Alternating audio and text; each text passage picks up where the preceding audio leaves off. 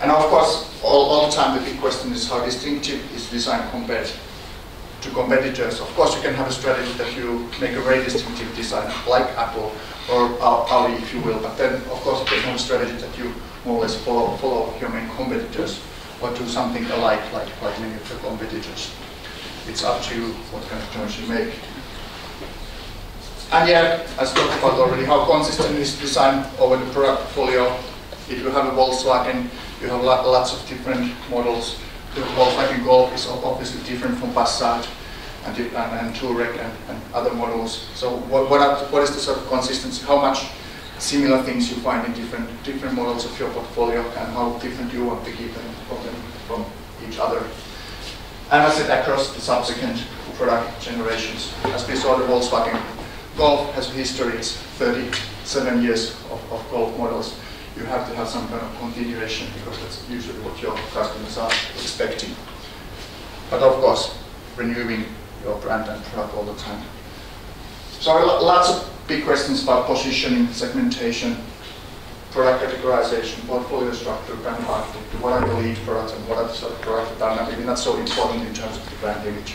So it's, of course, for a company like this, making lots of different products over the years, it's very complex and very sort of challenging entity to master. But focusing on the sort of design cues, signature elements, what are the things that express certain brand values? And of course, I'm not going to give you any branding lecture, but basically using very simple definitions. What we mean by branding relates to certain practices of attempting to emphasize specific values that we want to associate with the organization. All the products, all the services, different touch points that the customers and users encounter with the products and brands. So it's some kind of shared vision on the relationship between an organization or the brand and company and the end user. So the idea is, of course, that you already guys, when you're making something, you sort of want to transfer some values, some ideas to the customers. Of course, it's in an ideal situation, we get your message, we sort of understand the design, we understand the brand in a similar way that you sort of expect us to understand it. And of course, design simply, again, works as a media tool to make this brand very tangible, visible, really providing the experience that the brand is promising to deliver. And this is, of course, especially in the automotive world, quite obvious. I found this morning actually from the German Design Council website. They're having this kind of automotive brand contest that has just been opening, I guess, for the companies mainly. But as they also quoting, nowadays the brand, and more specifically brand design, are the two most important success factors for the automotive industry. The brand communicates values and transports a claim which the customer experiences across the entire chain, from vehicle design and the image campaign to the presentation at the point of sale. So obviously, again, something you have to think about when you're doing something for Audi specifically.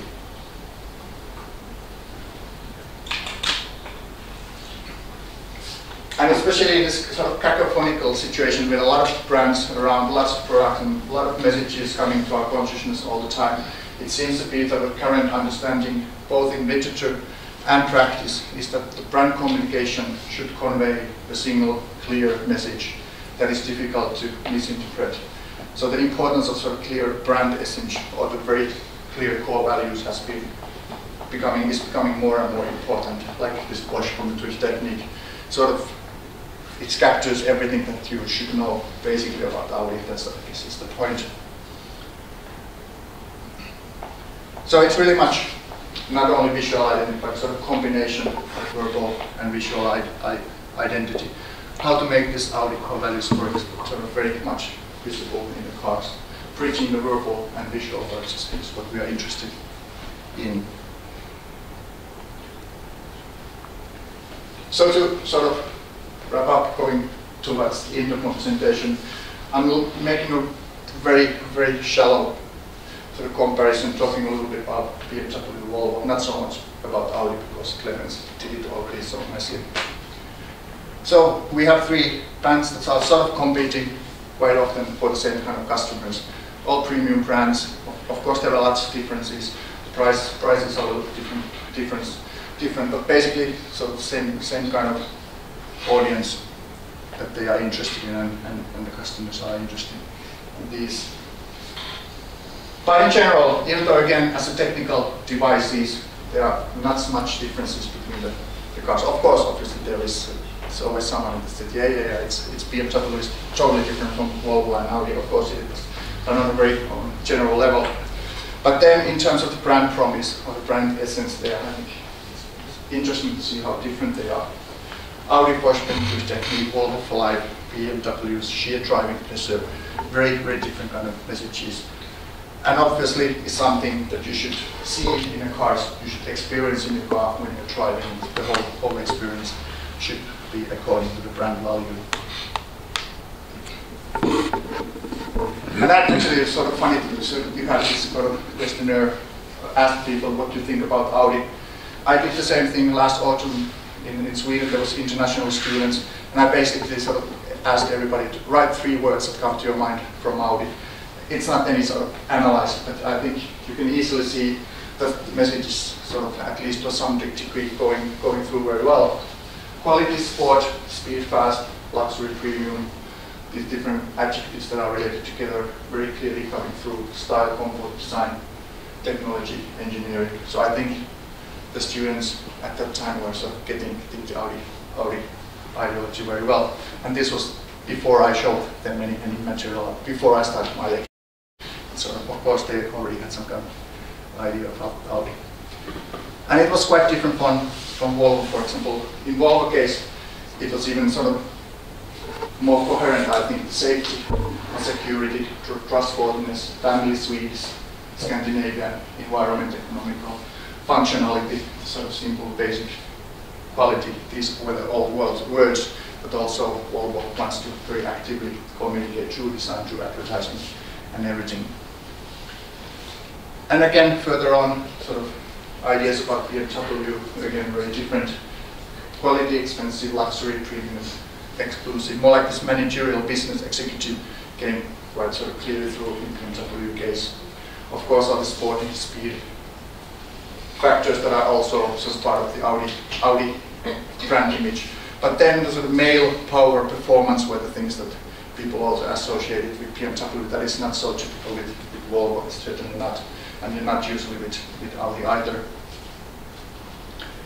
So, sort of already in this small exercise, there were lots of big differences between these sort of seemingly similar brands. And sort of finally, sort of a few words about these 2 brands, and then ending up with the Audi one. So BMW, it's about sheer driving pleasure, which is a very strong statement that you really sort of get the idea what they're after, or the ultimate driving machine that you always quite often see them in the advertising. So it's something you really feel it's funny to try. It's very sort of aggressive or dynamic, powerful, maybe a male brand. I think it's sort of very typically, it would be sort of difficult to imagine sort of females driving BMW. I've seen some, but it's not, somehow it's not part of the picture. Individuals usually quite a lot, but always for families, but these are really for individuals. And you can really see these values through the design. This is a little bit sort of controversial because it's their CS concept car that was presented 2-3 years ago, 4 years ago, for example, in the Tokyo Motor Show. Of course, highlighting the values. So this dynamism and ultimate driving machine. Precision engineering, sheer driving pleasure, dynamism, individuality, sort of the adjectives, the words that you always hear when you sort of encounter with BMW. And lots of details in a car like in this concept vehicles, like sharp lines, really much also attention to details in the case of BMW. And in Tokyo a few years ago I talked with Adrian van Hooydonk, with your colleagues, so BMW design director, and he was really clear and very explicit saying that this kind of sharp line, for example, in this concept car, that sort of expressing precision engineering pretty explicitly. And what they really wanted to find for BMW as well was clear and strong statements of character are something that they're seeking for, really something that speaks more on an emotional level, especially for the customers. So also as he said also, every form has a meaning. So every single thing that they put in a BMW has to have some kind of meaning, and especially from the BMW point of view. But how this supports BMW core values and how it makes it different from the competitors. And they also, like we saw some Audi design guidelines, BMW also have what they call signature elements. This is so something that the company itself sort of communicates. You can usually find these on the web pages and other different places. Not going more into details, but it's really interesting that they make very explicit definitions of different details. Aerodynamic design. Hofmeister kink is sort of interesting. How many of you actually have heard about Hofmeister kink before? That's two people more or less. It's interesting because it's sort of a certain shape of the C-pillar of the car, and I think it's in a way interesting because it sort of makes a visual effect. The power of the car is really sitting on the back because it's a big volume. It's quite different if we would go sort of in a different way. So that's sort of value-based design feature that makes lots of sense from the BMW point of view because it's a usually real-wheel-driven car, and it makes a visual impact that this is something that has high performance and it's funny to drive and sits on the road and so forth. But of course they always have this sort of story. We talk about sort of the history is important, getting more and more important for all the manufacturers. You always have to have this kind of story that it was some kind of engineer called Hofmeister who came up with this visual effect, and ever since it's been used in all the BMW cars. Same with the kidney grille, the shape of the grille. It was first as a functional element, but then it became sort of trademark visual signature element of the BMW. As well as quad headlights, that is more like new element. And then the round of the logo, the blue and white, sort of signals the propeller of an aircraft, which is the history of BMW. And also the colors are signaling the Bavarian heritage. Bavaria is, of course, it's a typical area in Germany that seems to be different from the other areas in Germany that makes probably difference for German people. But as you can see from this example as well, it's very important to have this kind of supporting narratives. There's some history, stories you have to explain, you have to tell why these things make different. It's of course the big questions.